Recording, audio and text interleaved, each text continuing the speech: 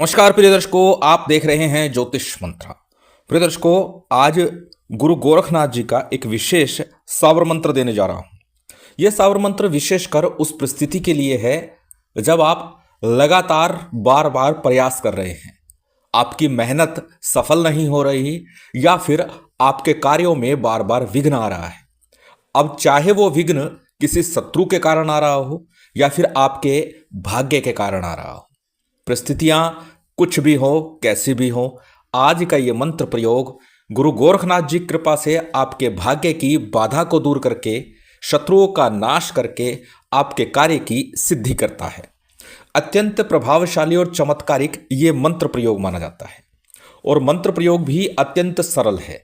बहुत अधिक क्लिष्ट विधान नहीं है, अत्यंत सरल विधान के साथ ये मंत्र दिया जाता है और नाथ संप्रदाय में यह मंत्र बहुत ही अधिक पूजनीय और माननीय है। इस मंत्र प्रयोग के प्रभाव से गुप्त शत्रु भी आपका कुछ नहीं बिगाड़ सकते।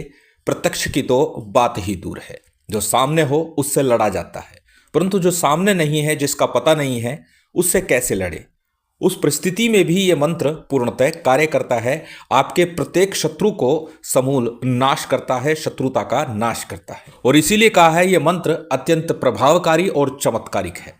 स्त्री पुरुष कोई भी इस विधान को, इस क्रिया को कर सकता है, सरलतम विधान के साथ है। तो चलिए अधिक विलंब न करते हुए जान लेते हैं किस प्रकार से इस मंत्र का प्रयोग करना है, किस प्रकार से इस मंत्र की क्रिया करनी है। तो सबसे पहले हमेशा की तरह बात कर लेते हैं साधना में प्रयोग होने वाली सामग्री की। प्रिय दर्शकों, जब भी साबर मंत्रों की साधना की चर्चा करता हूं तो वहां पर मैं बोलता हूं कि साधना सामग्री विशेष नहीं है।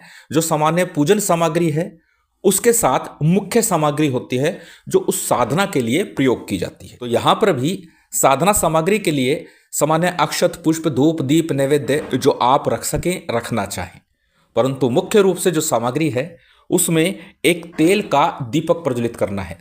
और इसके साथ में जो अन्य सामग्री है वह है काले वस्त्र या काली धोती मात्र पहन करके आप इस साधना को संपन्न कर सकते हैं। वैसे तो पूर्व में एक वीडियो में मैंने बताया था, जब साधना काल हो तो उस समय बिना सिले वस्त्रों का विधान है, परंतु आज समय बदल गया है। बिना सिले वस्त्रों का तात्पर्य है एक धोती बांध करके, काली हो, सफेद हो, लाल हो, कैसी भी हो, परंतु यहां आज की साधना में काले रंग की धोती का प्रयोग करना है। तो पूर्व में धोती बांध करके ही साधना की जाती थी। ऊपर से जो उत्तरीय डाला जाता था वह भी बिना सिला वस्त्र होता था, एक चादर के रूप में, एक गमछे के रूप में। परंतु इस साधना के अंदर निश्चित तौर पर बिना सिले वस्त्र पहन करके जब आप साधना करते हैं तो निश्चित सफल होती है। और पूर्व में भी बता चुका हूं कि साधना काल में बिना सिले वस्त्र पहनना ही ज्यादा श्रेष्ठ होता है। काली रंग की धोती पहन करके ये साधना आपको करनी है। बात यदि करें माला की, तो काले हकीकी प्राण प्रतिष्ठित माला या फिर रुद्राक्ष की माला, तो दोनों ही माला प्रयोग की जा सकती है। दोनों में से जो माला आपके पास हो वह प्रयोग कर लीजिएगा। चलिए अब बात करते हैं किस प्रकार से और किस दिन से इस साधना को संपन्न करना है। प्रिय दर्शकों, इस साधना को शुक्ल पक्ष में करना श्रेष्ठ होता है, परंतु यदि समस्या परेशानी ज़्यादा चल रही है तो आप कृष्ण पक्ष में भी इस साधना को संपन्न कर सकते हैं, परंतु शुक्ल पक्ष का रविवार हो, मंगलवार हो अथवा गुरुवार हो, उस दिन से इस साधना को आरंभ करना है।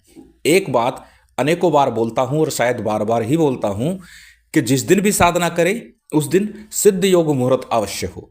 तो इस साधना के लिए रविवार, मंगलवार या गुरुवार के दिन से इस साधना को किया जा सकता है, ये साधना करनी चाहिए। अब जानते हैं करना कैसे है। रविवार, मंगलवार या गुरुवार जिस दिन भी आप साधना कर रहे हैं, अपने घर में एकांत में उत्तर मुख होकर के आसन पर विराजमान हो जाइए। आसन के सम्मुख किसी चौकी अथवा पट्टे के ऊपर काले रंग का ही एक वस्त्र बिछा लीजिए।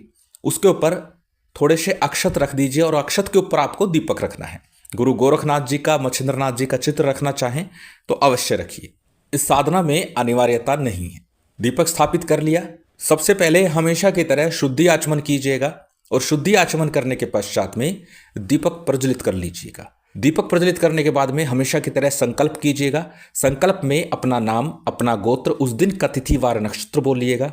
उस स्थान का नाम बोलिएगा जिस स्थान पर बैठ करके आप साधना कर रहे हैं, अर्थात उस नगर, उस गांव का नाम बोला जाता है। संकल्प के विषय में भी वीडियो डाल चुका हूं, किस प्रकार से संकल्प लिया जाता है, क्यों संकल्प लिया जाता है और किस लिए अनिवार्य है। उस वीडियो को देख करके आप जान जाएंगे किस प्रकार से संकल्प करना आसान है हिंदी भाषा के अंदर और क्यों करना चाहिए। संकल्प जब आप करेंगे तो उसमें अपनी कामना भी रखनी होती है, कार्य बोलना होता है। तो अपना नाम, अपना गोत्र, उस दिन का तिथिवार नक्षत्र बोला, स्थान का नाम बोला, उसके साथ में अपनी कामना बोलिए कि भाग्य के कारण आप परेशान हैं, शत्रु के कारण परेशान हैं, या किसी भी कार्य में सफलता नहीं मिल रही, तो कार्य की सफलता के लिए आप ये प्रयोग कर रहे हैं। इस प्रकार से आपने संकल्प में बोलना है। संकल्प का जल, अक्षत पुष्प किसी थाली प्लेट में, या फिर गणेश जी का विग्रह सम्मुख है तो उनके सम्मुख छोड़ दीजिए। इसके बाद में सबसे पहले हमेशा की तरह गणेश जी का, गुरु का, कुल देव, पितृदेव, स्थान देव, इन पंचदेव का पूजन अनिवार्य रूप से मैं बताता हूं, ताकि हमारी साधना, हमारी सिद्धि, हमारी सफलता निश्चित हो और किसी प्रकार की विघ्न बाधा न आए। पूर्व में ही बता चुका हूं कि साबर मंत्रों में विशेष पूजन विधान की आवश्यकता नहीं होती, मात्र गुरु गणेश का ध्यान करके, उनके मंत्रों का जप करके साधना को किया जा सकता है। सभी देवी देवता का ध्यान पूजन विधान इसलिए ताकि साधना शीघ्र सफल हो, सफलता का प्रतिशत बढ़े और हमारे कार्य में कोई विघ्न आए तो विघ्न ना आए। सभी का पूजन जब संपन्न कर ले, उसके साथ में गुरु गोरखनाथ जी का, नवनाथ का पूजन करें और भैरव जी का पूजन भी सामान्य रीति से जो भी सामग्री आपके पास है उससे संपन्न कर ले।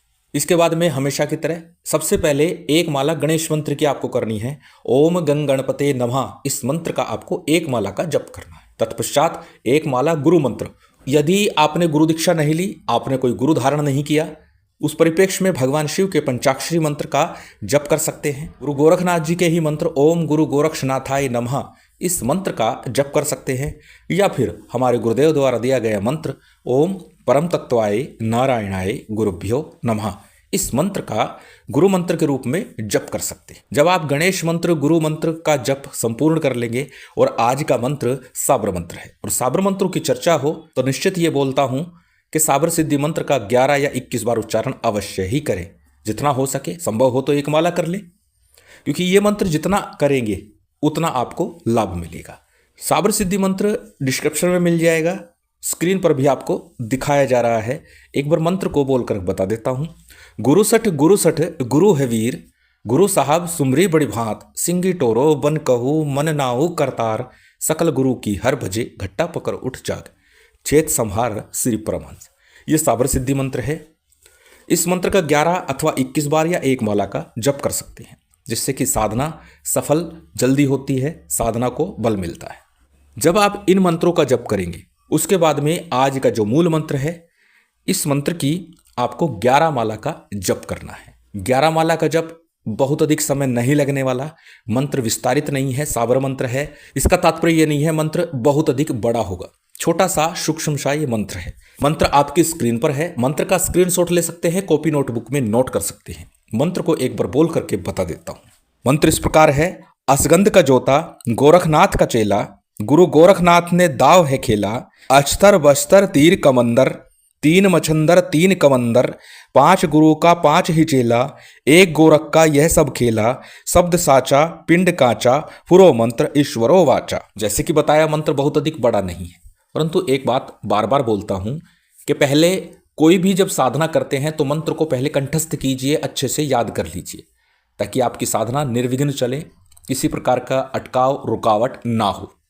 जब मंत्र अच्छे से याद हो जाएगा उस दिन ही साधना आपको आरंभ करनी है। जब आपकी 11 माला का जप हो जाएगा उसके बाद में किसी प्रकार की आरती भोग नैवेद्य करने की आवश्यकता इस मंत्र में, इस प्रयोग में नहीं है। करना क्या है, जब 11 माला जप हो जाए भगवान का ध्यान कीजिए, प्रणाम कीजिए, क्षमा प्रार्थना कीजिए और दीपक को हाथ से बुझा दीजिए। जो दीपक प्रज्वलित किया हुआ था उसे बुझा देना है और फिर वहीं उसी कक्ष में आपने अपना बिस्तर लगा करके वहीं सो जाना है।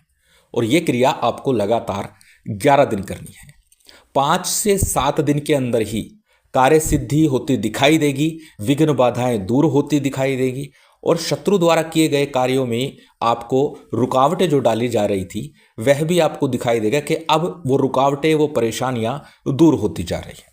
इस मंत्र के माध्यम से झाड़ा आदि भी किया जा सकता है। अत्यंत सरल विधान है, करके लाभ अवश्य उठाइए। एक बार यदि आप भाग्य की बाधा से परेशान हैं, शत्रु बाधा से परेशान हैं, तो ये सरलतम प्रयोग करके अवश्य देखिए। महामाई की, गुरु गोरखनाथ की विशेष कृपा आप सभी पर बनी रहे, यही कामना है। और उम्मीद करता हूँ आज की ये जानकारी, ये वीडियो आपको अच्छी लगी होगी। यदि अच्छी लगी हो तो कृपया लाइक कीजिएगा, शेयर कीजिएगा।